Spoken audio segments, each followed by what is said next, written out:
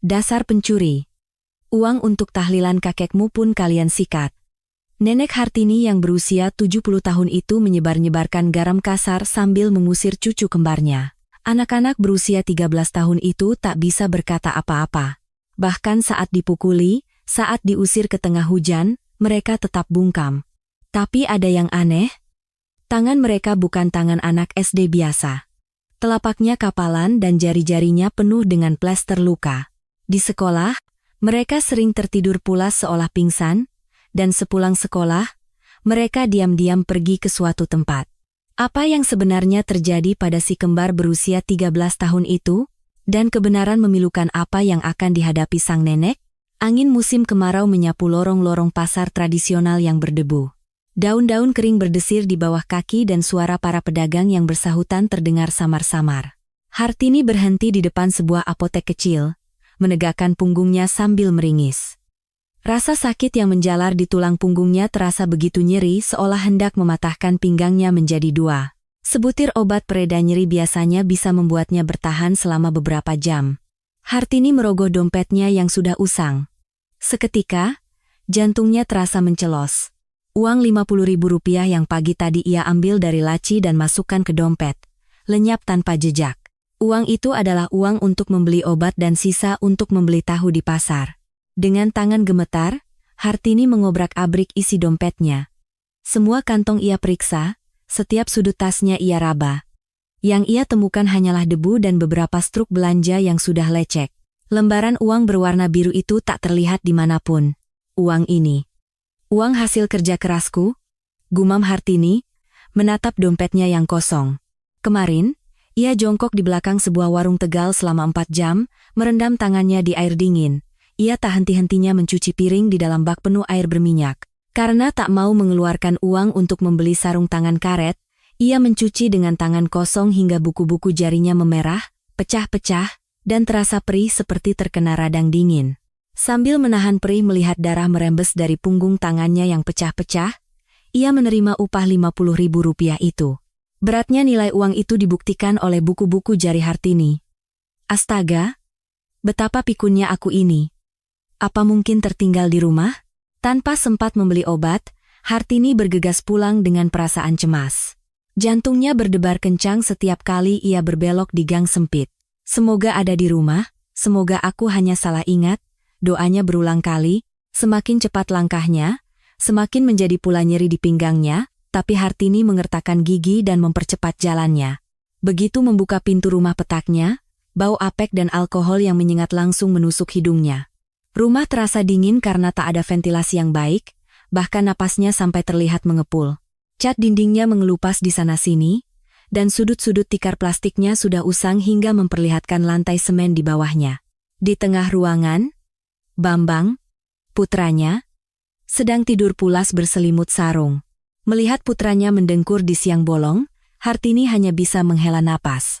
Putra yang sudah berusia lebih dari 40 tahun, tapi belum juga bisa mandiri dan masih menumpang di rumah ibunya yang sudah renta, tumpukan botol anggur kosong di sudut ruangan seolah mencerminkan nasib putranya, membuat hatinya terasa pedih. Pintu kamar si kembar, yang baru pulang sekolah, tertutup rapat. Terdengar suara bisik-bisik lirih dari dalam. Dengan tangan gemetar, Hartini membuka laci di kamarnya. Benar saja, uang itu tidak ada. Perasaan ganjil menyergapnya, seolah laci itu tadi sedikit terbuka. Ia yakin sekali sudah menutupnya rapat-rapat pagi tadi, tapi gagangnya sedikit miring. Pandangan Hartini berkeliling, antara Bambang yang sedang tidur dan pintu kamar si kembar. Sebuah pikiran buruk melintas di benaknya. Tapi ia segera menggelengkan kepala. Tidak mungkin. Pasti aku yang ceroboh menjatuhkannya di suatu tempat. Mana mungkin darah dagingku sendiri mencuri. Anak-anakku tidak mungkin begitu. Di antara kecurigaan dan penyangkalan, hati Hartini tercabik-cabik. Ia ingin percaya. Tidak. Ia harus percaya. Saat itu, pintu kamar si kembar terbuka. Bima dan Bayu keluar dan terkejut melihat Hartini. Biasanya mereka akan langsung berlari memeluk dan menyapa, nenek sudah pulang, tapi hari ini berbeda. Mereka saling bertukar pandang dengan aneh, lalu perlahan mencoba masuk kembali ke kamar. Bima dengan cepat menyembunyikan saku celananya yang menggembung ke belakang punggung, sementara Bayu pura-pura menengadah ke langit-langit sambil bersiul sumbang. "Kalian menyembunyikan sesuatu?" tanya Hartini dengan nada kesal yang tak tertahankan. Anak-anak itu menggelengkan kepala dan membuang muka. Hartini merasakan dorongan kuat untuk menggeledah tas mereka. Tangannya terasa gatal, tapi ia mengertakkan gigi dan menahannya. "Kalau aku melakukan itu, aku bukan manusia lagi. Menuduh cucuku sendiri sebagai pencuri." Hartini terduduk lemas di sudut dapur. Lantai yang dingin terasa menembus hingga ke tulangnya, tapi ada sesuatu yang lebih dingin lagi yang menusuk hatinya. Hanya suara air menetes dari keran yang memecah keheningan dapur. Apakah kemiskinan telah mengubah darah dagingku menjadi monster? Ini semua salahku. Hartini memukul-mukul dadanya, menyalahkan diri sendiri. Ia menutupi wajahnya yang keriput dengan kedua tangannya dan duduk seperti itu untuk waktu yang lama. Selama 70 tahun ia hidup dengan bekerja keras, tapi di usia senjanya ia harus mengalami hal seperti ini. Rasa sedih menyesak hingga ke tenggorokan. Sebenarnya, pagi tadi adalah hari yang lebih menyedihkan. Di bawah terik matahari sore musim kemarau, di depan loket pelayanan di kantor kelurahan, ia duduk dengan kepala tertunduk. Kursi plastik itu terasa dingin, dan cahaya lampu neon terasa sangat menyilaukan. Petugas sosial itu menatap monitor dan Hartini bergantian dengan ekspresi serba salah. "Nek, mohon maaf, kali ini pengajuan sebagai keluarga penerima manfaat KPM ditolak lagi." "Kenapa? Kenapa lagi?" Suara Hartini bergetar. Petugas itu membetulkan letak kacamatanya dan menunjuk ke arah monitor. "Nek, atas nama putra nenek, masih terdaftar 1 unit sepeda motor. Saya tahu nenek bilang motor itu sudah lama hilang dan surat-suratnya entah di mana, tapi secara data, motor itu masih tercatat sebagai aset. Negara tidak bisa membantu, motor sialan itu, aku bahkan belum pernah melihatnya." Hartini menggigit bibirnya. Uang yang dipinjam Bambang dengan alasan untuk modal usaha, kini hanya menyisakan tumpukan utang dan sebuah motor bodong yang terdaftar sebagai aset. Motornya entah di mana, tapi di atas kertas itu adalah harta miliknya. Mendengar bahwa aturannya memang seperti itu, Hartini hanya bisa pulang dengan langkah gontai. Langkahnya terasa begitu berat saat meninggalkan kantor kelurahan. Dalam perjalanan pulang, jantungnya terasa nyeri. Ia memegangi dadanya dan bersandar pada sebuah tiang listrik untuk mengatur napas. Jangankan biaya operasi 150 juta rupiah, bahkan untuk membeli obat pun ia merasa sayang dan hanya mengandalkan pereda nyeri. Dan kini, uang untuk membeli obat itu pun lenyap. Hartini menenangkan perutnya yang lapar dan perih hanya dengan segelas air putih. Saat air mengalir di kerongkongannya, rasanya seperti membeku. Lalu ia memaksakan diri untuk tidur. Pukul 2 dini hari, Hartini terbangun karena rasa sakit yang seolah meremas jantungnya. Keringat dingin membasahi bantalnya. Di tengah keheningan malam saat semua orang terlelap, ia mendengar suara kantong plastik berkeresek dari arah ruang tengah. "Apa ada tikus?" Hartini bangkit dengan tubuh yang sakit dan mengintip dari celah pintu. Dalam kegelapan, seseorang sedang mondar-mandir di depan laci tempat tasnya diletakkan. Bayangan itu bergerak perlahan. Hartini menahan napas, mengamati bayangan itu. Jantungnya berdebar begitu kencang hingga terdengar di telinganya. "Kumohon, biarlah itu maling.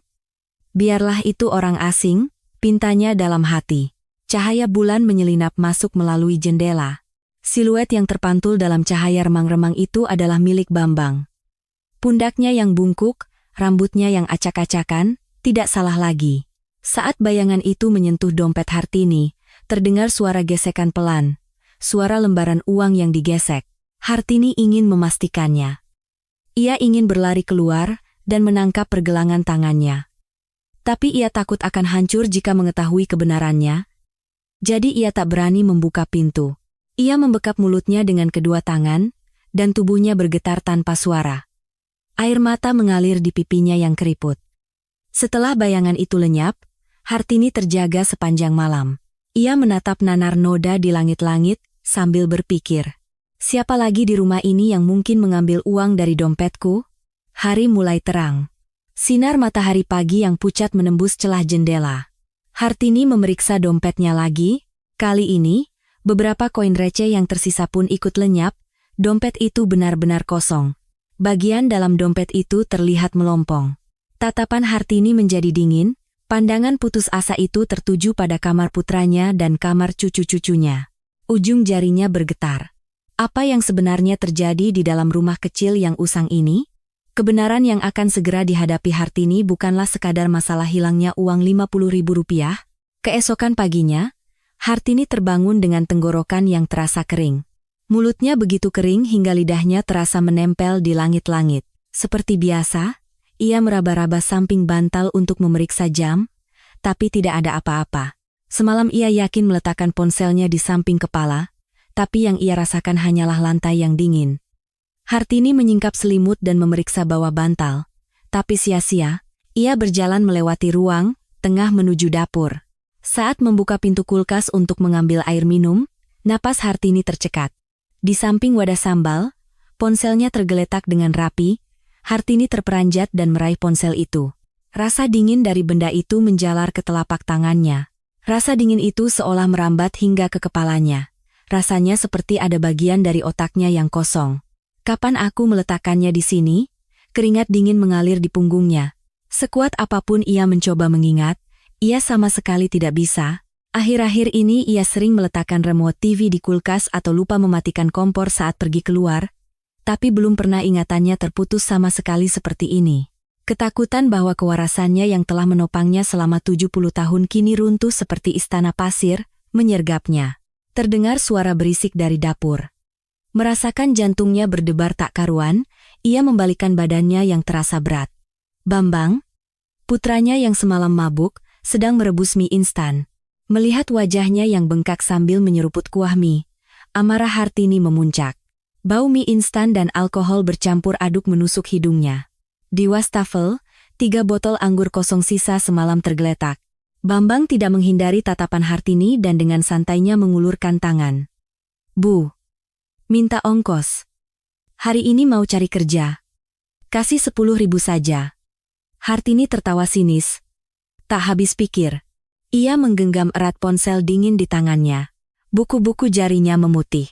Kemarin uang simpananku Rp50.000 hilang, sekarang kau minta uang lagi, kalau masih punya malu, tutup mulutmu itu. Tega sekali kau ini, uang obat ibumu yang sudah tua pun kau curi. Bambang membanting sumpitnya. Kuah merah mie instan menodai taplak meja putih. Apa maksud ibu, uang hilang? Jangan-jangan ibu lagi yang menaruh remote di kulkas? Ibu kan sudah mulai pikun. Hartini menatap tajam mata Bambang. Sudut matanya berkedut. Anak ini. Bambang berdiri dengan kasar. Kursi berdecit saat terdorong ke belakang. Wajah pria berusia lebih dari 40 tahun itu memerah. Aku memang kehilangan rumah dan istri karena salah menjamin teman. Tapi aku tidak pernah menyentuh uang simpanan. Ibu, lebih baik aku pinjam ke rentenir atau berjudi lagi daripada hidup seperti pencuri. Reaksi Bambang terlalu keras. Urat lehernya menonjol dan matanya penuh dengan rasa frustrasi. Kelihatannya tulus. Hartini terdiam sejenak. Apa dia sedang berakting? Atau benar-benar bukan dia? Saat itu, Bima dan Bayu keluar dari kamar mereka sambil menyandang tas. Kantung mata mereka menghitam, sepertinya mereka tidak tidur semalaman. Wajah mereka terlihat sangat pucat. Kaos mereka kusut dan rambut mereka acak-acakan. Bambang mengalihkan amarahnya kepada anak-anaknya.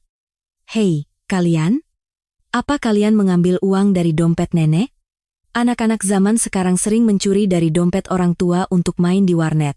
Bima menggigit bibirnya dan menunduk. Ia hanya menatap lantai sambil mengepalkan tangannya. Bayu menatap ayahnya dengan dingin. Ayah, urus saja dirimu sendiri. Bambang mengangkat tangannya. Seolah hendak memukul, Hartini dengan cepat menghalanginya. Jangan sentuh anak-anak, mereka bisa terlambat sekolah. Cepat pergi. Anak-anak itu lari keluar rumah seolah melarikan diri. Suara pintu depan yang dibanting bergema di dalam rumah. Sinar matahari pagi menyelinap masuk melalui celah pintu lalu menghilang. Hartini tiba-tiba teringat saat uangnya hilang sebelumnya. Hari itu Bambang sedang tidak di rumah karena minum-minum di luar. Uang hilang saat Bambang tidak ada. Kalau begitu, apa benar anak-anak yang? Hartini menatap pintu kamar si kembar. Ia ingin membukanya, tapi kemudian melepaskan tangannya dari gagang pintu. Tidak, kalau aku memeriksanya, dan ternyata benar mereka yang mencuri, bagaimana aku bisa menghadapinya? Rasa takut menyelimuti seluruh tubuhnya. Rasanya lebih baik tidak tahu. Hartini terduduk lemas di lantai ruang tengah. Sore harinya, saat melipat pakaian, Hartini memeriksa saku celana Bambang. Di antara tumpukan struk lecek, ia menemukan sebuah kartu nama asing. Pinjaman dana tunai, Pak Jono. Sudut kartu nama itu sudah usang. Di baliknya, ada sebuah memo yang ditulis dengan tergesa-gesa. Kalau bunga tidak dibayar sampai minggu ini, habis kau. Tangan Hartini gemetar. Kartu nama itu jatuh ke lantai. Bambang, anak ini memang sedang butuh uang. Hatinya bimbang. Menjelang malam, sambil membersihkan tauge yang baru dibelinya dari pasar, Hartini meletakkan dompetnya di atas meja makan. Sengaja ia letakkan di tempat yang mudah dilihat oleh Bambang dan anak-anak. Itu semacam jebakan. Hartini pura-pura mencuci piring sambil mengawasi dari pantulan cermin di ruang tengah. Meskipun telinganya fokus pada suara air, matanya tak lepas dari cermin. Bambang sedang menonton TV sambil tertawa-tawa, dan si kembar tidak keluar dari kamar mereka. Karena tidak terjadi apa-apa, Hartini malah semakin cemas. Pukul 10 malam, saat Hartini kembali dari kamar mandi, Bambang sedang mondar-mandir di depan laci ruang tengah. Tepat di tempat ia biasa menyimpan dompet. "Sedang apa kau di situ?" teriak Hartini. Bambang terkejut, pundaknya tersentak. Tidak, cuma cari korek api." Bambang bergegas masuk ke kamarnya. Pintu dibanting. Hartini segera membuka dompetnya. Untungnya, uangnya masih utuh. Ia menghela napas lega, tapi nyeri di jantungnya tidak mereda. Ia memegangi dadanya dan bersandar di dinding untuk waktu yang lama. Pukul 3 dini hari, Hartini terbangun lagi karena haus. Tenggorokannya terasa seperti terbakar. Saat keluar untuk minum air, ia melihat layar ponsel Bambang menyala. Bambang sedang tidur mendengkur. Seperti kesurupan, Hartini mendekat dan mengintip pesan di ponsel itu. Pengirimnya adalah Pak Jono. "Bambang, hari ini belum transfer ya. Besok saya datang ke rumah. Saya tahu sekolah anak-anakmu di mana, jadi hati-hati." Membaca pesan ancaman yang mengerikan itu, Hartini membekap mulutnya. Tangannya gemetar hebat. Fakta bahwa putranya membahayakan cucu-cucunya karena utang membuat darahnya mendidih. Saat itu, pandangannya tertuju pada dompetnya yang ia letakkan di bawah bantal. Perasaannya tidak enak. Dengan tangan gemetar, ia membuka dompet itu. 50.000 rupiah itu hilang lagi. Dompet itu kosong melompong. Padahal tadi sebelum tidur sepertinya masih ada. Bambang masih tertidur. Suara dengkurannya terdengar teratur. Kalau begitu, seseorang telah mengambilnya saat Bambang tidur. Pandangan Hartini tertuju pada pintu kamar si kembar. Pintunya terbuka selebar 1 jari. Dalam kegelapan, celah itu terlihat sangat hitam. Apakah ayah yang terlilit utang? Atau cucu-cucu yang menjadi nakal karena melihat ayahnya? Hartini terperangkap dalam misteri yang sempurna. Di luar jendela, fajar mulai menyingsing. Tapi hati Hartini masih segelap malam. Beberapa hari kemudian, pada suatu dini hari, Hartini terbangun karena rasa sakit yang menekan dadanya. Jantungnya terasa seperti diremas. Keringat dingin mengalir di punggungnya. Saat hendak mengambil air untuk minum obat, ia berhenti di depan pintu. Di atas rak sepatu, ada sesuatu yang putih menarik perhatiannya. Benda yang bersinar putih terang bahkan dalam kegelapan. Di antara sepatu-sepatu usang milik anggota keluarga, sepasang sepatu kets baru yang bahkan plastiknya belum dilepas tergeletak di sana. Sepatu putih dengan garis biru yang mencolok, kelihatannya cukup mahal. Dengan tangan gemetar, Hartini mengambil sepatu itu. Dari ukurannya, sepertinya itu milik Bima, si sulung. Bau karet baru yang menyengat dari solnya membuat kepala Hartini menjadi kosong. Uang untuk beli beras saja tidak ada. Dari mana dapat sepatu mahal seperti ini? Uang yang hilang terakhir kali dan sepatu baru ini tumpang tindih di benaknya. 50.000 rupiah, lalu 50.000 rupiah lagi. Dan sepatu baru ini, tangan Hartini gemetar hebat. Sepatu kets putih itu terasa seperti barang bukti kejahatan. Sepatu itu jatuh dari tangannya, suara buk menggema di rumah yang sunyi di pagi buta. Saat sarapan, Hartini meletakkan mangkuk nasinya dan menatap Bima tajam. Bima makan dengan kepala tertunduk. Gerakan sumpitnya terlihat gelisah. Sepatu di depan itu, sepatu apa? Bima tersedak saat makan. Ia batuk-batuk dan minum air. Wajahnya memerah. Itu. Dikasih teman. Dikasih teman? Siapa di dunia ini yang memberikan sepatu baru gratis? Jujur saja. Suara Hartini meninggi. Piring-piring lauk di atas meja bergetar. Uap mengepul dari sayur bening, tapi udara di meja makan terasa dingin membeku. Bayu, adiknya, menyenggol Bima sambil memberikan isyarat mata. Bima menjawab dengan suara lirih. Nemu? Di tempat pembuangan sampah kompleks apartemen. Jangan bohong. Mana mungkin ada barang sebagus itu di tempat sampah? Dan kalaupun ada, kenapa kau ambil barang buangan orang lain? Bima mengatupkan bibirnya rapat-rapat. Tangan yang memegang sendok bergetar, tapi ia tetap tidak mau bicara. Hartini menganggap kebisuan itu sebagai pengakuan atas pencurian. Apa aku membiarkan kalian kelaparan? Apa aku berbuat salah? Kalian sampai mencuri uang orang untuk bergaya? Suasana menjadi dingin membeku. Anak-anak itu tidak bisa menyelesaikan sarapan mereka dan berangkat sekolah. Pintu depan tertutup, dan Hartini sendirian di rumah yang kosong. Ia memegang sepatu baru itu, dan menangis sesenggukan untuk waktu yang lama. Air matanya menetes di atas sepatu kets putih itu. Dengan tangannya yang keriput, ia mengelus ujung sepatu itu. Ini salahku. Ini salahku. Kemiskinan telah merusak anak-anak ini. Selama 70 tahun ia hidup dengan bekerja keras, tapi kesalahannya karena tidak bisa membelikan sepasang sepatu baru untuk cucu-cucunya terasa seperti telah mengubah mereka menjadi pencuri. Hatinya hancur. Hartini menyalahkan dirinya sendiri berulang kali. Sore harinya, dengan perasaan bersalah, Hartini pergi ke pasar. Ia ingin memasak sayur lodeh dengan banyak tahu kesukaan anak-anak, jadi ia memberanikan diri membeli tahu paling mahal. Saat pulang dan membuka kulkas, Hartini membeku di tempat. Di sudut kulkas, ada 2 bungkus tahu yang belum dibuka. Termasuk yang baru ia beli, jadi total ada 3. Bungkus tahu putih itu berkilauan di bawah cahaya lampu. Ah, kok ini ada di sini? Padahal aku kira tidak ada. Ia bahkan tidak ingat kapan membelinya. Keringat dingin mengalir di punggungnya.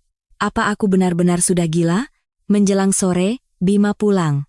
Mendengar suara pintu depan terbuka, Hartini keluar.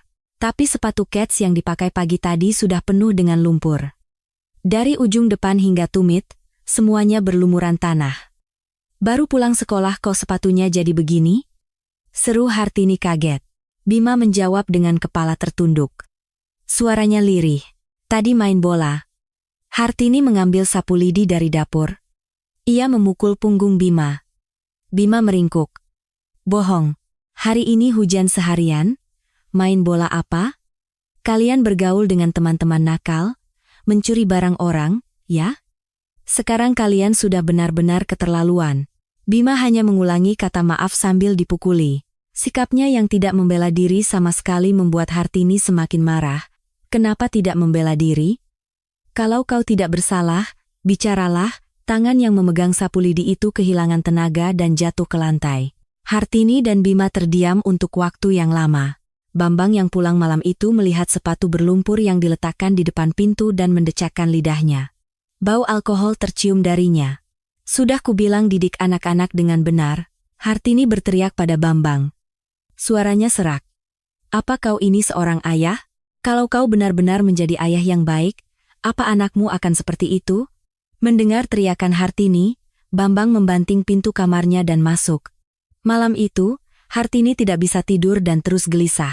Jantungnya berdebar tak karuan. Ia hanya bisa menatap langit-langit dan menghela napas. Saat itu, terdengar suara bisikan dari kamar si kembar. Hartini menahan napas dan menajamkan pendengarannya. Kak, kakimu tidak apa-apa?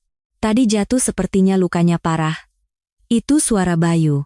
Bima menjawab dengan suara rendah. Tidak apa-apa. Tapi sepatunya jadi kotor. Bagaimana ini? Besok kita harus ke rumah itu lagi. Jantung Hartini mencelos. Rumah yang mereka maksud itu tempat mencuri? Atau rumah penadah barang curian? Memikirkan anak-anak berusia 13 tahun keluar masuk sarang kejahatan membuat punggungnya merinding. Hartini ingin membuka pintu dengan kasar, tapi ia takut kebenaran mengerikan yang tidak akan sanggup ia hadapi akan terungkap. Jadi ia menahan diri. Tangan yang hendak meraih gagang pintu itu ditariknya kembali. Hartini menangis tanpa suara dalam kegelapan. Keesokan paginya, Hartini tidak memeriksa dompetnya. Ia takut uangnya hilang lagi. Tapi saat tanpa sadar membuka dompet untuk pergi ke pasar, dompet itu benar-benar kosong. Tidak ada selembar uang Rp1.000 pun yang tersisa.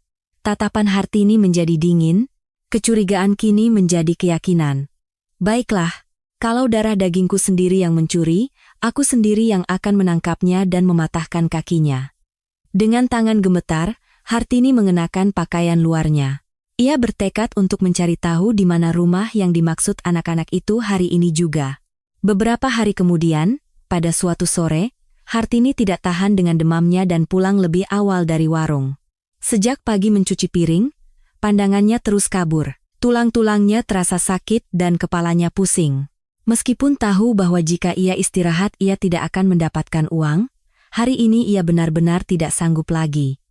Saat membuka pintu depan, terdengar suara gaduh dari kamar. Saat membuka pintu kamar, Bambang sedang menggeledah laci meja rias Hartini dan terkejut melihatnya. Ibu, kok sudah pulang?" Bambang menyembunyikan sesuatu di tangannya ke belakang punggung. Gerakannya begitu cepat sehingga Hartini tidak bisa melihat apa itu. Tapi ia tidak punya tenaga untuk bertanya. Seluruh tubuhnya demam dan kakinya gemetar. Jantungnya juga berdebar tak karuan. Seperti kucing maling, "Sedang apa kau?" "Minggir, aku mau tidur." Saat Hartini berbaring dengan sempoyongan, Bambang keluar ke ruang tengah dengan canggung. Terdengar suara pintu ditutup. Langkah kaki Bambang menjauh melintasi ruang tengah, Hartini menarik selimut dan memejamkan mata. Kepalanya sakit seperti mau pecah. Ia berpikir untuk tidur sejenak. Saat berbaring, adegan tadi melintas di benak Hartini. Bambang mengambil sesuatu dari meja rias, lalu dengan cepat menyembunyikannya saat ia masuk. Saat keluar ke ruang tengah, ia melemparkan sesuatu ke arah tas Bayu. Ia tidak melihatnya dengan jelas, tapi perasaannya aneh. Jangan-jangan bungkus obatku disembunyikan di sana? Hartini memaksa tubuhnya yang sakit untuk bangkit. Kepalanya pusing, tapi ia menahannya. Sambil berpegangan pada dinding, ia perlahan berdiri. Ia harus memastikannya. Ia mendekati tas Bayu dan membuka resletingnya. Di antara buku pelajaran dan buku tulis, ia merogoh ke bagian dalam. Ujung jarinya menyentuh sebuah benda kotak yang keras. Saat dikeluarkan, itu bukan uang. Sebungkus rokok kretek putih dan sebuah korek api merah. Sudah ada 1 atau 2 batang yang hilang, dan bau nikotin yang menyengat menusuk hidungnya. Pandangan Hartini menjadi gelap. Rokok di dalam tas anak SD berusia 13 tahun. Saat itu, Bayu keluar dari kamar mandi. Bayu, yang sedang mengeringkan tangannya, melihat adegan itu dan membeku. Wajahnya pucat pasi. Matanya terbelalak. "Nenek." Hartini membanting bungkus rokok itu ke lantai. Beberapa batang rokok menggelinding keluar, rokok-rokok putih itu berserakan di lantai. "Ini apa? Kenapa ini ada di tasmu?" Wajah Bayu memucat, matanya membesar, dan ia menggelengkan kepalanya dengan kuat. Sambil mengulurkan tangannya, ia mundur. "Itu bukan punya saya tidak tahu." "Tidak tahu apanya? Ini ada di dalam tasmu. Kau mencuri uang untuk merokok, ya?" Mendengar teriakan tajam Hartini, Bambang membuka sedikit pintu kamarnya. Mata Bambang dan Bayu bertemu di udara. Sebenarnya, rokok itu milik Bambang. Tadi saat Hartini tiba-tiba pulang, Bambang dengan panik memasukkan bungkus rokok yang ada di tangannya ke dalam tas Bayu. Ia tahu pasti akan diceramahi lagi jika ketahuan. Uang untuk beli rokok dari mana? Kenapa uang itu tidak dipakai untuk beli makan saja? Kata-kata yang sudah sering ia dengar itu. Bambang menatap tajam ke arah Bayu. Tatapan matanya yang tajam dan dingin. Bayu ketakutan melihat tatapan ayahnya yang membunuh dan langsung bungkam. Hartini menganggap kebisuan Bayu sebagai pengakuan, dia bahkan tidak membela diri, pasti itu miliknya. Pikirnya, tidak bisa berkata-kata, kan? Masih kecil sudah rusak. Hartini mengambil gantungan baju. Tangannya gemetar. Dalam hati ia menjerit. Kumohon, katakan tidak. Menangislah dan katakan tidak. Kenapa kau tidak berkata apa-apa? Kenapa? Tapi Bayu tetap bungkam. Sambil menelan air mata, Hartini memukul betis Bayu. Anak nakal, siapa yang mengajarimu? Suara pukulan yang keras bergema di dalam ruangan. Sambil dipukuli betisnya, Bayu bahkan tidak mengucapkan kata maaf. Ia hanya meneteskan air mata yang deras. Hartini kelelahan memukul dan melepaskan gantungan baju. Saat itu, telepon berdering. Sambil terengah-engah, Hartini mengangkat telepon. Selamat siang, saya wali kelasnya Bayu. Suara guru itu terdengar kaku. Keringat dingin mengalir di punggungnya. Ada apa sampai menelepon? Nek. Akhir-akhir ini Bayu sering tidur di kelas. Bahkan saat dibangunkan pun tidak bisa bangun. Saya khawatir apa yang dilakukannya di malam hari. Jantung Hartini mencelos. Suaranya bergetar. Mungkin karena tidurnya larut malam. Dan lagi, guru itu berhenti sejenak lalu melanjutkan. Suaranya menjadi lebih rendah. Dompet salah satu teman sekelasnya hilang. Sepertinya ada gosip di antara anak-anak. Meskipun belum tahu siapa pelakunya, tolong Bayu juga diingatkan untuk berhati-hati agar tidak kehilangan barang dan mohon bimbingannya di rumah. Setelah menutup telepon, kaki Hartini lemas dan ia terduduk di tempat. Gagang telepon jatuh dari tangannya dan menggelinding di lantai. Terdengar bunyi tut-tut-tut. Mencuri uang di rumah, sekarang mencuri uang teman di sekolah, belum lagi merokok. Kepala Hartini menjadi kosong, seluruh tenaganya hilang. Hartini menatap Bayu yang meringkuk di sudut sambil memegangi betisnya yang bengkak. Bayu menundukkan kepalanya dalam-dalam. Pundaknya bergetar. Bekas merah di betisnya terlihat jelas. Di mana letak kesalahannya? Apa karena aku terlalu memanjakannya? Dasar anak-anak nakal. Hanya keheningan yang berat yang menyelimuti ruangan. Di luar jendela, senja kemerahan mulai turun, tapi di antara nenek dan cucunya, hanya ada dinding dingin yang menjulang tinggi. Bibir Bayu bergetar. Sepertinya ada banyak hal yang ingin ia katakan, tapi ia tidak bisa mengucapkannya. Tapi ia tidak membuka mulutnya. Hartini belum mengetahui kebenaran yang tersembunyi di balik kebisuan itu. Malam sebelum hari tahlilan almarhum suaminya, Hartini bangun sedikit lebih awal dari biasanya. Badannya terasa berat, tapi hari ini ia tidak bisa menundanya. Sambil mandi dengan air hangat, ia teringat pada suaminya. Pria yang seumur hidup hanya memberinya penderitaan. Saat muda, ia menghabiskan uang keluarga untuk usaha yang gagal, dan di usia tua, ia sering keluar masuk rumah sakit. Tapi ia tidak pernah membencinya. Hanya saja, ia selalu merasa bersalah karena tidak pernah bisa memberinya makan daging yang layak saat masih hidup. Hari ini ia berencana pergi ke pasar untuk membeli daging sapi untuk acara tahlilan. Setahun sekali, setidaknya pada hari ini, ia ingin suaminya bisa mencium bau daging. Baginya, itulah cara terakhir yang bisa ia lakukan untuk almarhum.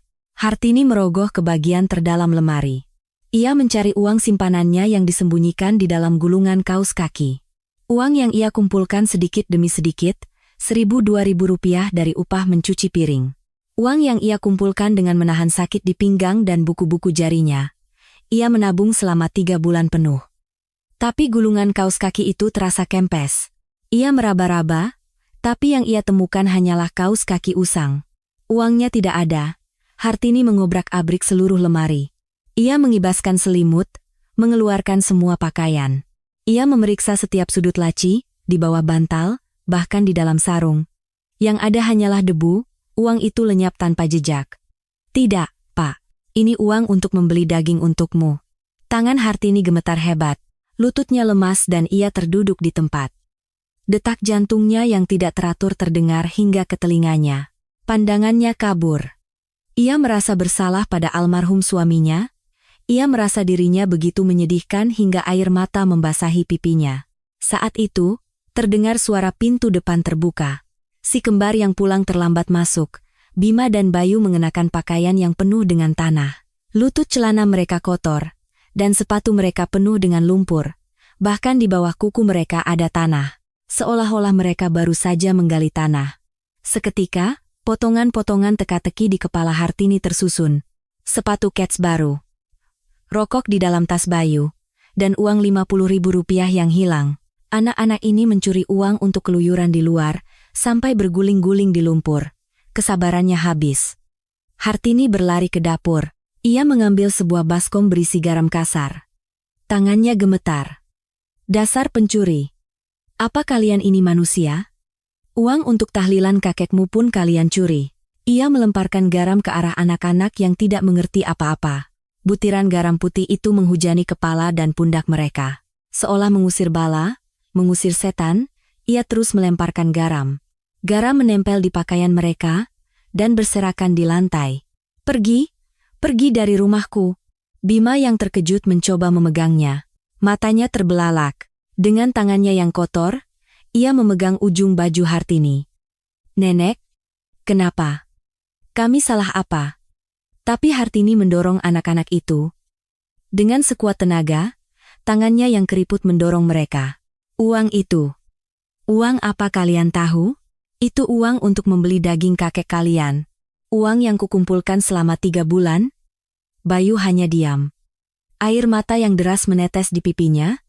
Ia tidak membela diri sama sekali. Ia menggigit bibirnya dan menunduk. Sikapnya itu membuat Hartini semakin marah. Membelalah diri, teriaklah kalau kau tidak bersalah. Kenapa kau tidak berkata apa-apa? Kenapa kau hanya diam? Hartini mendorong anak-anak itu keluar pintu. Bima mencoba berpegangan pada kusen pintu, tapi Hartini menepis tangannya. Jangan berpikir untuk masuk sebelum kalian mengembalikan uang yang kalian curi. Brak! Pintu depan dibanting. Dengan tangan gemetar, Hartini mengunci pintu. Terdengar suara grendel dikunci. Dari balik pintu, terdengar suara tangisan anak-anak. Suara Bima menggedor pintu, suara Bayu terisak-isak. Terdengar suara mereka memanggil, "Nenek, nenek." Hartini terduduk di depan pintu dan menangis meraung-raung. Seluruh tenaganya seolah terkuras habis. Pundaknya berguncang. Butiran garam yang berserakan di lantai menusuk lututnya. Tapi ia tidak merasakannya. Setelah beberapa saat, terdengar bisikan lirih anak-anak dari luar pintu. "Kak." Nenek sepertinya sangat marah. "Tidak apa-apa. Rencana kita tidak ketahuan. Kita hanya perlu bersabar beberapa hari lagi." Tapi kata-kata itu tidak terdengar oleh Hartini, terkubur oleh suara tangisannya. Ia masuk ke ruang tengah dan berlutut di depan foto suaminya. Suaminya dalam foto hitam putih itu menatapnya tanpa ekspresi. Foto yang diambil saat mereka masih muda. Hartini mengelus foto itu sambil memohon tanpa henti. "Pak, maafkan aku.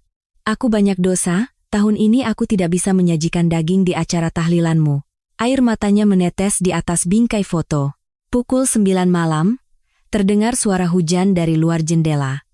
Hujan musim kemarau turun, angin juga bertiup, membuat udara terasa cukup dingin. Suara hujan yang menerpa kaca jendela memadamkan amarah Hartini dan rasa takut mulai menyergapnya. Ia teringat pada anak-anak. Mereka pergi dengan pakaian tipis, mereka belum makan, jantungnya mencelos. Ia membuka sedikit pintu depan. Anak-anak itu tidak ada, hanya lampu jalan di gang yang berkedip-kedip. Air hujan membasahi aspal. Jangan-jangan mereka kabur karena marah? Jangan-jangan mereka bergaul dengan geng dan membuat masalah?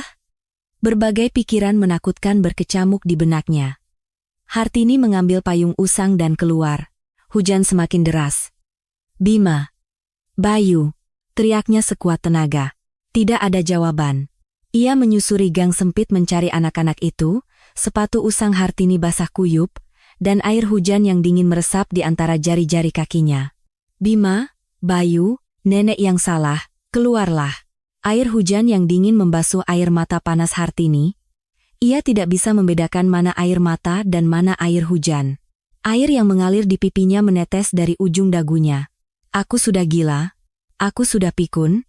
Seharusnya aku memberi mereka makan dulu sebelum mengusir mereka." Penyesalan datang seperti gelombang, tapi nasi sudah menjadi bubur. Cahaya lampu jalan bergoyang di antara tirai hujan. Saat itu, Hartini tidak tahu alasan sebenarnya mengapa anak-anak itu berlumuran tanah. Dan rahasia dari rencana yang mereka simpan. Kebenaran berada di tempat yang sama sekali berbeda dari imajinasinya. Setelah lama berkeliling di tengah hujan, Hartini akhirnya tidak menemukan anak-anak itu dan kembali ke rumah dengan langkah gontai. Sepatunya sudah basah kuyup dan berlumpur, dan tangan yang memegang payung sudah mati rasa karena kedinginan. Kemana perginya anak-anak itu? Saat Hartini hendak masuk dengan lesu, di depan pintu, di bawah cahaya lampu sensor yang remang-remang, ia melihat dua bayangan kecil yang meringkuk, Bima dan Bayu. Anak-anak itu basah kuyup seperti tikus dan saling berpelukan menahan dingin. Tubuh mereka menggigil, mereka bahkan tidak berani mengetuk pintu, hanya meringkuk di sana. Kalian, anak-anak itu terlonjak kaget melihatnya. Bibir mereka yang membiru gemetar. Hartini merasa lega hingga kakinya hampir lemas. Tapi pada saat yang sama amarahnya memuncak. Tapi melihat keadaan mereka yang menyedihkan, umpatan yang sudah di ujung lidah tidak jadi keluar. Masuk, mandi, lalu tidur. Setelah mengucapkan satu kalimat dingin itu, Hartini berbalik. Anak-anak itu masuk ke kamar mandi dengan tubuh basah tanpa berkata apa-apa. Hanya suara air dari keran yang mengisi keheningan rumah. Malam itu, ia terus gelisah. Noda di langit-langit terasa seperti bekas luka di hatinya, ia tidak bisa tidur. Menjelang fajar, Hartini bangkit dengan tubuh yang berat. Ia memaksakan diri bangun dengan pikiran bahwa ia harus mempersiapkan tahlilan hari ini. Seluruh tubuhnya terasa berat. Seperti biasa, ia merogoh gulungan kaus kaki di dalam lemari. Kemarin memang tidak ada, tapi ia berharap ada keajaiban. Ujung jarinya menyentuh segumpal kertas. Saat dikeluarkan, uang 50. Rupiah itu ada di sana, utuh. Apa kemarin aku tidak melihatnya? Padahal jelas-jelas tidak ada. Hartini merasa seperti kesurupan. Uang yang kemarin ia cari-cari dan tidak ada. Kenapa sekarang muncul? Pikirannya kusut seperti benang ruwet. Apa aku benar-benar sudah pikun? Apa kemarin aku yang tidak menemukannya? Tapi karena tahlilan sudah mendesak, Hartini membawa uang itu ke tukang daging dengan perasaan ganjil. Sebenarnya, uang itu adalah upah yang didapat anak-anak setelah semalaman membagikan brosur di tengah hujan, yang mereka masukkan diam-diam saat neneknya tidur. Sambil menahan perih di perut, Hartini menyiapkan makanan untuk tahlilan. Ia memasak rendang, menumis sayur, dan menggoreng bakwan. Suara minyak mendesis di dapur, pinggangnya terasa seperti mau patah, tapi ia tidak bisa berhenti. Itu adalah bentuk pengabdiannya kepada almarhum suaminya. Setelah selesai mempersiapkan tahlilan, Hartini mulai membersihkan kamar anak-anak. Ia memunguti pakaian yang berserakan di lantai dan merapikan meja belajar. Saat hendak mengosongkan tempat sampah di bawah meja, ia menemukan segumpal kertas yang sudah diremas-remas hingga sulit dikenali bentuknya. Saat dibuka, itu adalah surat edaran sekolah, pemberitahuan karya wisata kelas 6. Biaya, Rp300.000. Di kolom partisipasi, bukan lingkaran yang dicentang, melainkan tidak ikut. Hartini merasa seperti kepalanya dipukul palu. Anak-anak itu tidak pernah sekalipun membicarakan karya wisata. Kenangan terakhir di sekolah dasar, mereka buang sendiri ke tempat sampah. Mencuri uang untuk hal-hal tidak jelas, tapi acara sekolah penting malah tidak bilang. Hati Hartini hancur. Apa mereka menyerah pada kehidupan sekolah karena malu miskin? Atau mereka dibuli oleh teman-temannya? Saat itu, telepon dari wali kelas datang lagi. Nek, ayah mereka tidak bisa dihubungi. Saya sudah menitipkan surat edaran lewat si kembar. Apa sudah diterima? Mereka bilang tidak mau ikut karya wisata. Hartini menahan napas. Mereka bilang lebih suka di rumah bersama nenek daripada pergi dengan teman-teman. Mungkin karena sedang masa puber, sepertinya mereka tidak mau bergaul dengan teman-teman. Mohon perhatiannya juga di rumah. Setelah menutup telepon, gagang telepon jatuh dari tangan Hartini. Jadi benar mereka dibuli. Karena berbuat nakal di luar, mereka jadi dijauhi teman-teman sekolah. Kalau saja uang untuk membeli daging tadi kuberikan sebagai uang jajan, mungkin mereka tidak akan seperti ini, pikirnya. Merasa bahwa ia telah merusak masa depan cucu-cucunya yang berharga demi mengurus almarhum suaminya, hatinya hancur. 1 jam sebelum acara tahlilan, anak-anak pulang. Pintu depan terbuka dan Bima serta Bayu masuk. Hartini tanpa sadar melihat tangan mereka. Untuk ukuran tangan anak SD, tangan mereka terlalu kasar. Buku-buku jari mereka penuh dengan plester luka. Telapak tangan mereka kapalan, dan di bawah kuku mereka ada kotoran. Sebenarnya itu adalah luka karena bekerja di warung dan membagikan brosur. Tapi Hartini tidak tahu. Hartini ingin bertanya, kalian dipukuli di sekolah? Atau kalian yang memukuli orang? Kenapa tangan kalian jadi begini? Tapi ia takut untuk bertanya. Ia takut pada jawabannya. Ia membuka mulut lalu menutupnya lagi. Di sudut ruang tengah yang sempit, hidangan tahlilan disajikan. Bau dupa memenuhi ruangan. Lilin bergoyang, menciptakan bayangan di dinding. Foto hitam putih suaminya menatap keluarga dari atas meja. Bambang memimpin doa dengan pakaian seadanya. Si kembar juga ikut berdoa dengan khusyuk. Gerakan mereka saat menunduk, bersujud, dan bangkit lagi terlihat sedikit canggung. Pak, makan yang banyak ya. Tolong jaga Bambang dan cucu-cucu kita. Setelah doa selesai, saatnya makan bersama. Si kembar makan rendang dan sayur dengan lahap. Seolah-olah mereka sudah beberapa hari tidak makan, mereka menyuapkan makanan ke mulut mereka. Sendok mereka bergerak tanpa henti. Pipi mereka menggembung. Makan pelan-pelan, nanti tersedak. Tenggorokan Hartini tercekat. Matanya memerah. Ia menatap pipi cucu-cucunya yang menggembung. Sebenarnya, anak-anak itu hampir tidak makan untuk menghemat uang. Tapi Hartini tidak mengetahui fakta ini. Setelah tahlilan selesai dan piring-piring dicuci, Hartini masuk ke kamar dan menatap kalender. Di tanggal lusa, ada sebuah lingkaran merah. Hartini, ulang tahun ke-70. Jangankan pesta. Ia bahkan tidak yakin bisa memasak sup untuk dirinya sendiri. Tidak ada yang akan mengucapkan selamat. Sambil duduk termangu di tempat bekas meja tahlilan, Hartini bergumam. Siapa yang akan menyiapkan hidangan ulang tahunku? Tawa hampa keluar dari mulutnya. Hartini hendak minum obat tapi berhenti. Ia mengocok botol obat, isinya tinggal beberapa butir lagi. Hampir habis. Uang untuk membeli obat tidak ada. Uang untuk ke rumah sakit juga tidak ada. Jantungnya semakin sakit. Hartini menatap foto suaminya. Semoga besok pagi aku tidak bangun lagi. Ia berpikir lebih baik semuanya berhenti daripada hidup seperti ini. Hartini berbaring dan memejamkan mata. Malam yang sunyi seperti sebelum badai. Hanya suara detak jam di ruang tengah yang berdetak seperti detak jantung. Tidak ada yang tahu keajaiban apa yang akan terjadi di rumah usang ini besok. Dan saat rahasia anak-anak yang begitu ia curigai terungkap, betapa Hartini akan menangis terseduh-seduh. Sabtu, hari ulang tahun Hartini yang ke-70. Hartini bangun terlambat dengan tubuh yang terasa berat. Sinar matahari menembus celah jendela.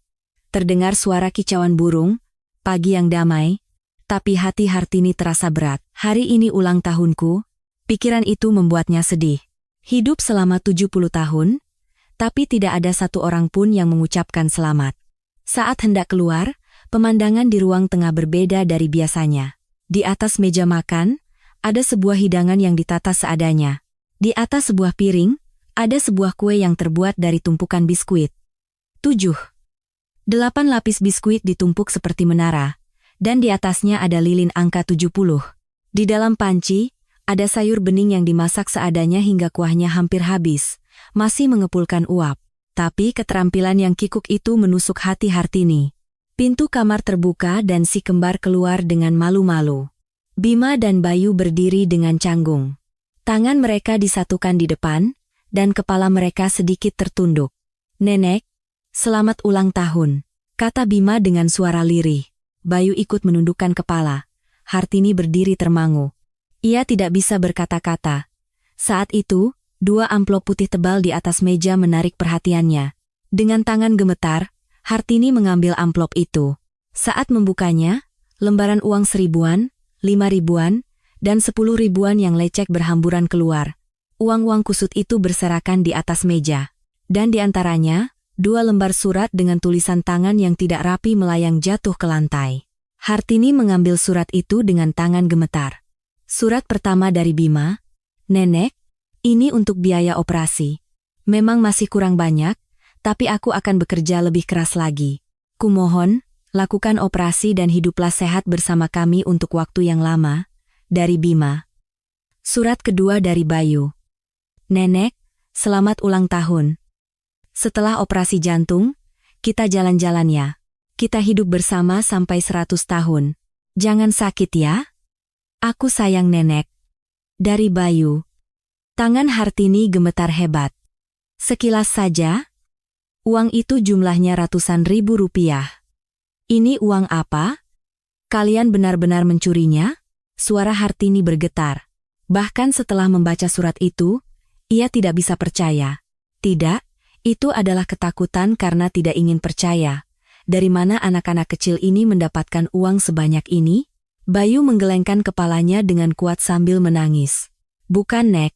Ini hasil kerja kami. Bosnya bilang kami tidak boleh kerja karena masih kecil. Tapi kami terus memohon. Bima menambahkan. Suaranya serak. Ini untuk biaya operasi nenek.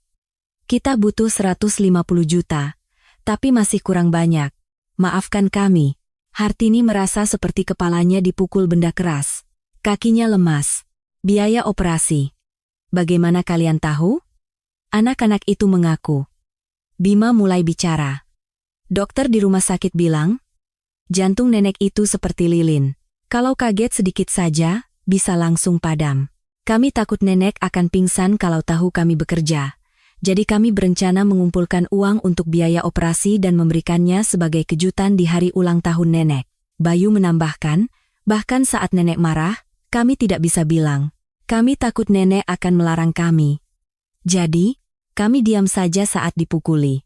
Anak-anak itu ternyata mendengar percakapan itu dari luar ruang periksa.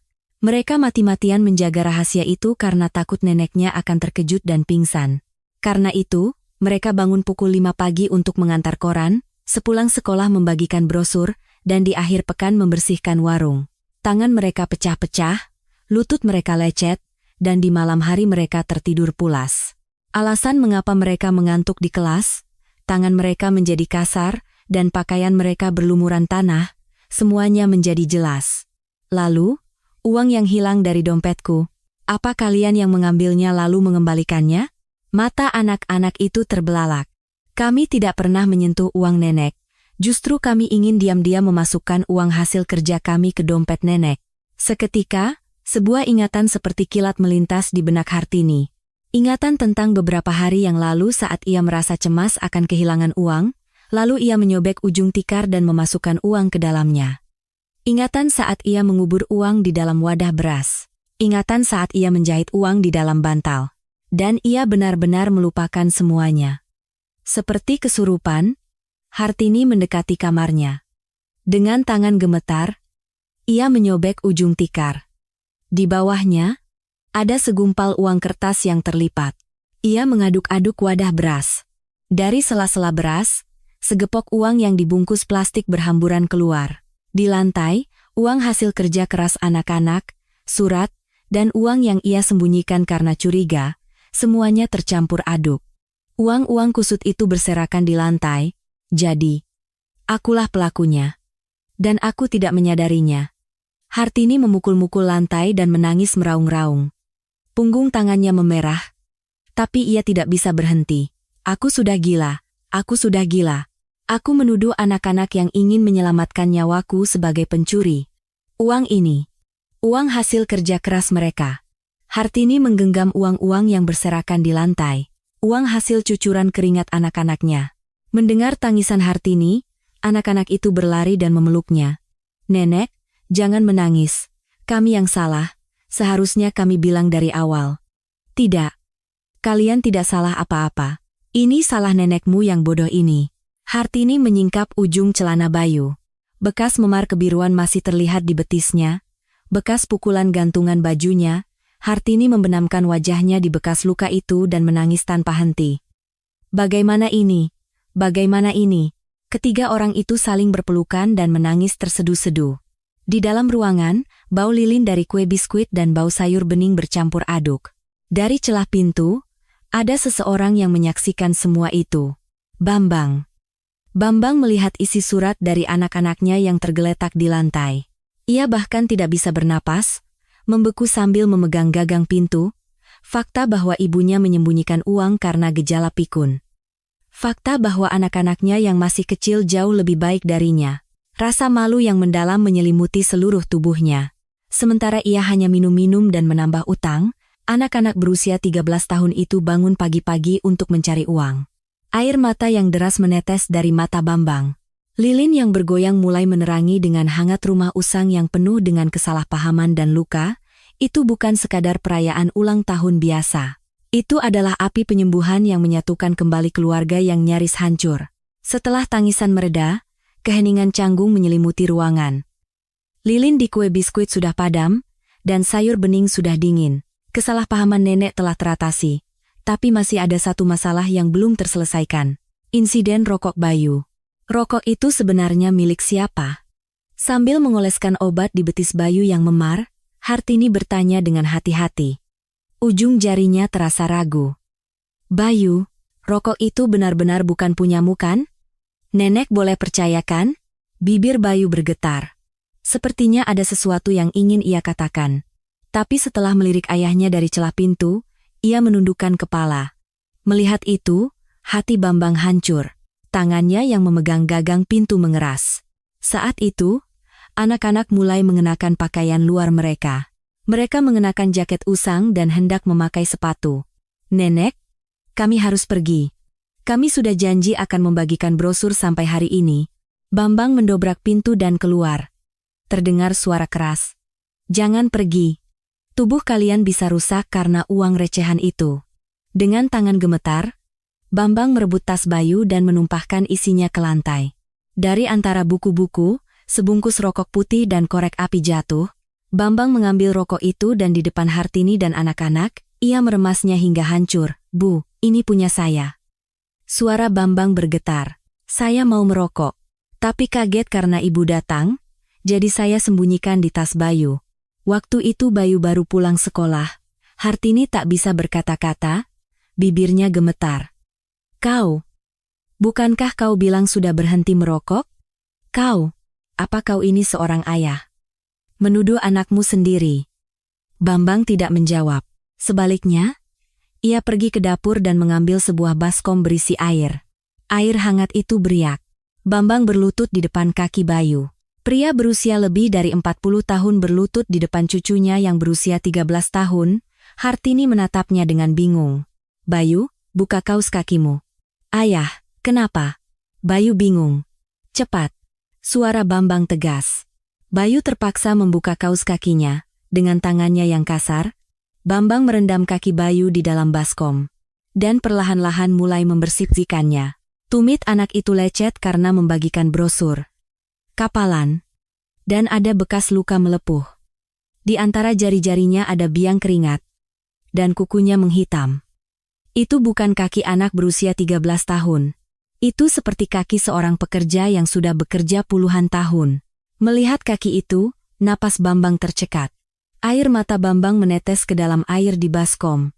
Terlihat air matanya menyebar di air. Ayah bodoh ini, tidak tahu kaki anakku jadi begini. Sebagai ayah, aku hanya minum-minum. Pundak Bambang berguncang. Tenggorokannya tercekat, ia tidak bisa bicara. Bayu melihat air mata yang menetes di kepala ayahnya. Kesedihan yang ditahannya meledak. Ayah, sebenarnya aku sangat sedih. Tapi aku takut ayah dimarahi. Bambang menyeka kaki anaknya yang basah dengan lengan bajunya, sambil menangis terseduh-seduh. Maafkan ayah. Ayah akan bekerja keras untuk melunasi utang. Ayah akan menjadi orang yang benar. Sore itu, Bambang mengeluarkan setelan jas usang yang disimpannya di dalam lemari. Agak usang dan longgar di pundak, tapi ia mengenakan dasi dengan rapi dan mengikat tali sepatunya. Ia menatap pantulan dirinya di cermin untuk waktu yang lama.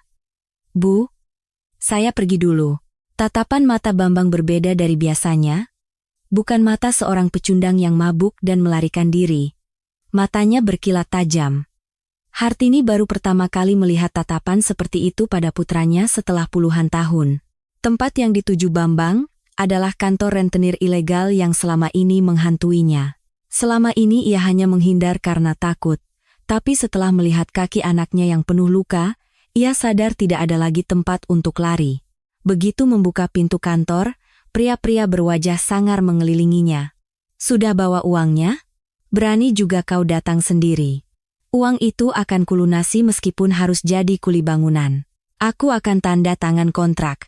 Tapi sebagai gantinya, urus surat-surat motor bodong atas namaku itu. Gara-gara itu, ibuku tidak bisa dapat bantuan sosial. Para preman itu tertawa dan mendorong pundak Bambang. Bambang membuang semua harga dirinya dan memegang celana rentenir itu. Hari ini kita selesaikan. Aku sudah tidak peduli lagi. Jika Bambang yang dulu, ia pasti akan gemetar ketakutan dan lari. Tapi sekarang tidak.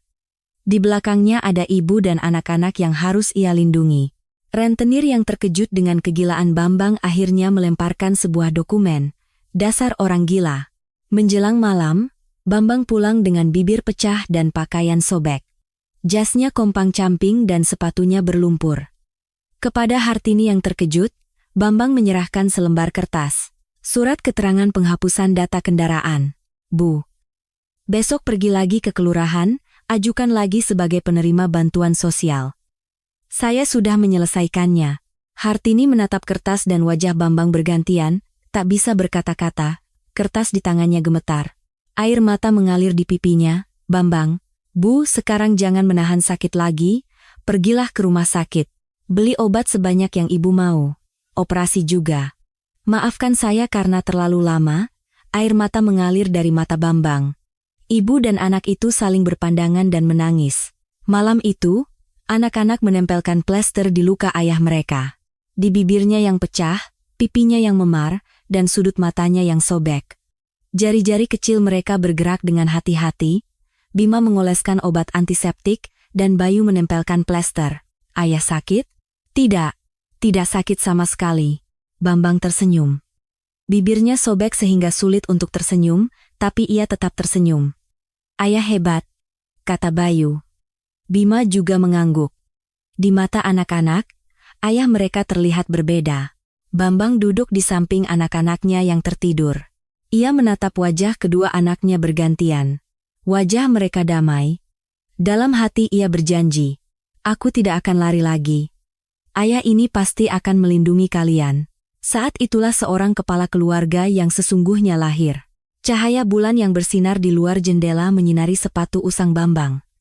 Mulai besok, semuanya akan berbeda. Beberapa hari kemudian, bos tempat si kembar bekerja memanggil mereka. Anak-anak itu tegang. Mereka pikir mereka akan dipecat. Mereka khawatir telah melakukan kesalahan. Aku memanggil kalian bukan untuk memecat kalian. Bos itu melambaikan tangannya. Sebaliknya, ia tersenyum hangat. Sebenarnya, bos itu terharu dengan bakti anak-anak itu dan mengirimkan cerita mereka ke sebuah acara di stasiun radio lokal. Dua bersaudara siswa SD mengumpulkan uang untuk biaya operasi jantung nenek mereka dengan membagikan brosur di tengah cuaca dingin ini, meskipun tangan dan kaki mereka melepuh. Mereka tidak pernah istirahat. Cerita itu menyebar ke seluruh negeri melalui siaran radio. Setelah siaran itu, banyak pesan singkat dari pendengar yang mengatakan, saya teringat masa kecil saya. Saya ingin membantu meskipun sedikit. Donasi mulai mengalir, 1.000, 10.000, 50.000 rupiah. Sebagian dari cerita itu menarik perhatian produser TV lokal. Beberapa hari kemudian, tim syuting mengunjungi rumah Hartini. Kamera menyorot tikar yang sobek, dinding berjamur, dan gambar buatan anak-anak yang ditempel di kulkas. Dilanjutkan dengan wawancara Bambang. Saya tidak bisa menjadi ayah yang baik, anak-anak saya yang masih kecil yang menderita. Saya malu, saya hanya minum-minum dan melarikan diri. Sekarang saya sudah sadar. Bambang menundukkan kepala di depan kamera dan menangis terseduh-seduh. Si kembar juga diwawancarai. Nenek bisa meninggal kalau tidak dioperasi. Jadi kami bekerja untuk mengumpulkan uang. Kami ingin nenek hidup lama. Kata-kata tulus Bima menyentuh hati para penonton. Setelah siaran itu, donasi mulai mengalir deras. Dalam beberapa hari, biaya operasi katup jantung sebesar 150 juta rupiah terkumpul secara ajaib. Hartini tidak bisa percaya.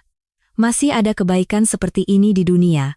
Lalu, seorang dokter spesialis bedah toraks dari sebuah rumah sakit universitas yang menonton siaran itu menelepon. Saya yang akan melakukan operasinya. Biaya rumah sakit sudah saya terima. Hartini dan keluarganya bingung.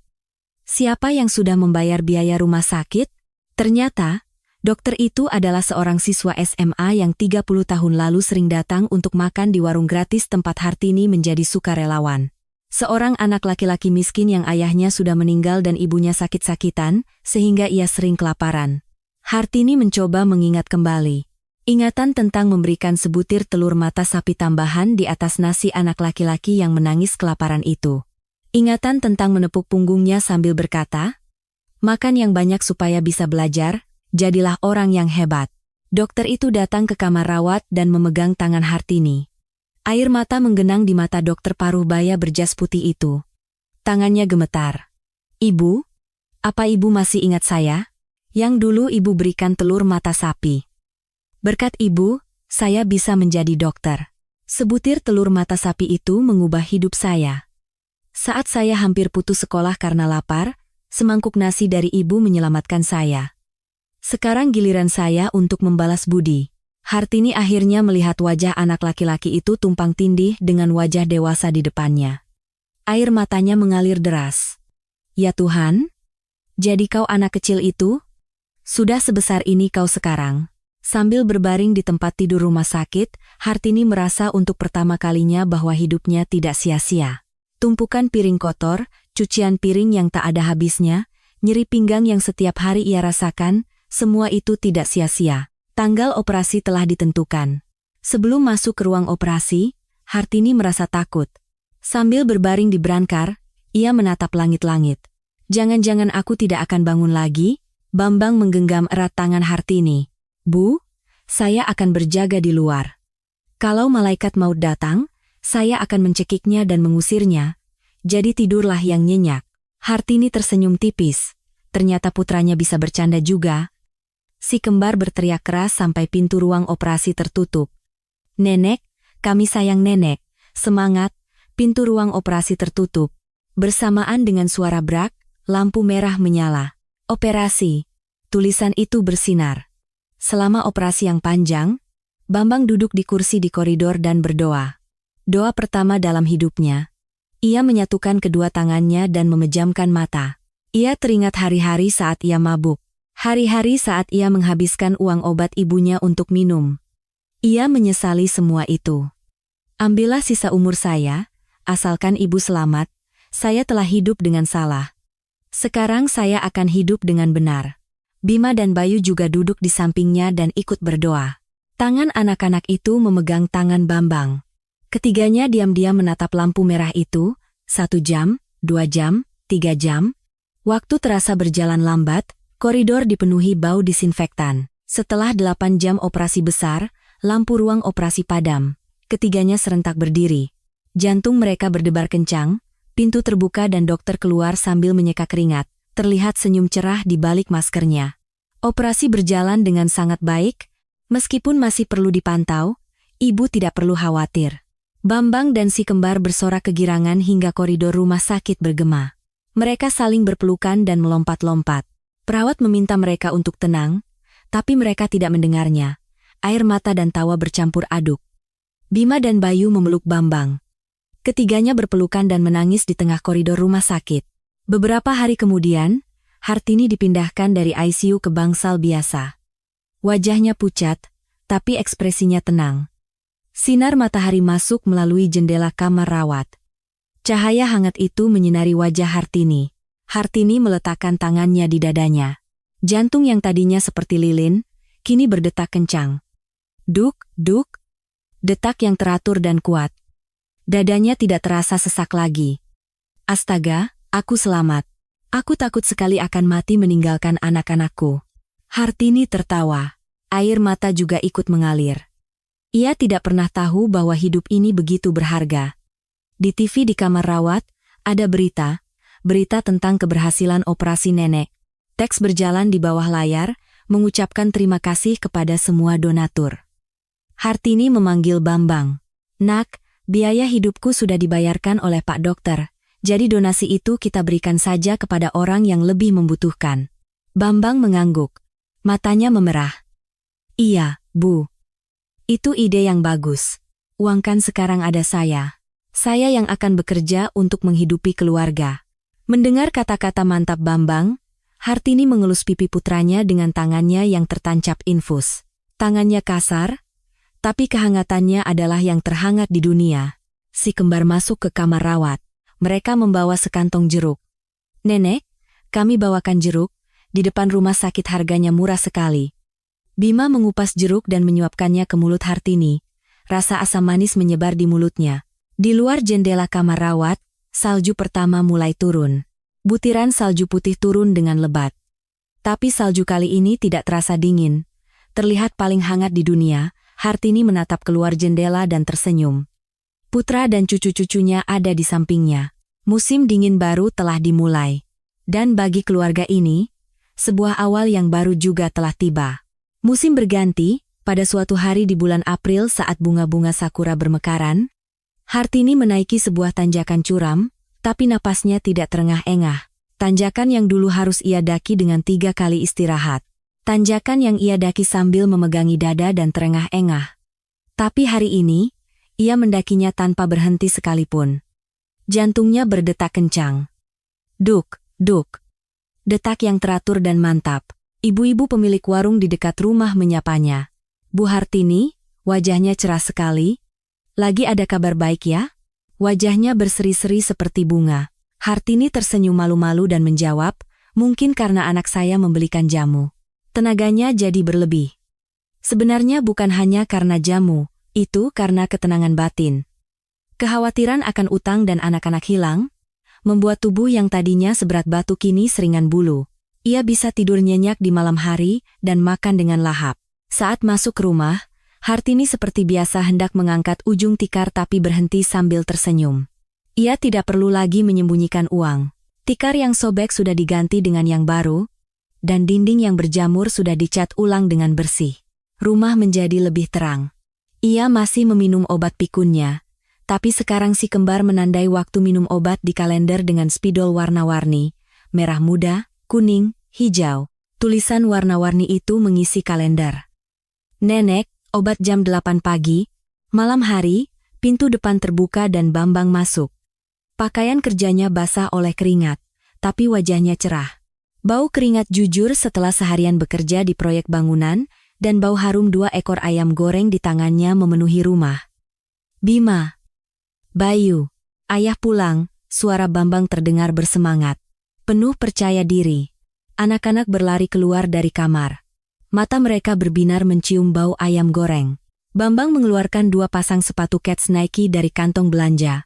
Sepatu kets putih, bau barang baru tercium. "Sepatu yang kalian pakai itu buang saja. Ini ayah belikan dari hasil gajian." Anak-anak memakai sepatu itu dan melompat-lompat. Mereka berputar-putar di ruang tengah. "Wah, ini sepatu yang dipakai ketua kelas kita. Ayah hebat," teriak Bayu. Bima juga melihat-lihat sepatunya di depan cermin. Saat Hartini melihat dengan senang, Bambang dengan canggung menyerahkan sebuah kotak kecil lagi. "Bu, ini saya coba beli saja."